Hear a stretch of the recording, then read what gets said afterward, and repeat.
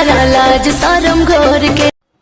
तो हेलो दोस्तों, तो आप लोग वीडियो में देख ही रहे हैं कि रितेश पांडे और जो हीरोइन काम की थी पवन सिंह के गाने में, जो कि गाना गनायक फिल्म से आया था और यह गाना के लिखे थे प्रिंस प्रियदर्शी जी और म्यूजिक दिए थे प्रियांशु भाई, जो कि बहुत ही अच्छे म्यूजिक डायरेक्टर हैं और भोजपुरी में एक तरफा राज कर रहे हैं पवन सिंह जी और प्रियांशु सिंह जी।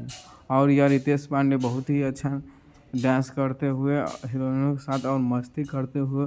तो दोस्तों, आप लोग के क्या विचार रहते हैं यह वीडियो पर? दोस्तों, वीडियो पसंद आया हो तो वीडियो को लाइक कीजिएगा और शेयर करना नहीं भूलिएगा। तो दोस्तों, वीडियो पसंद आया हो तो वीडियो को लाइक कीजिए और चैनल पर नए हो तो चैनल को सब्सक्राइब कर लीजिएगा, ताकि भोजपुरी के हर अपडेट आप तक पहुंच पाए। जय जय।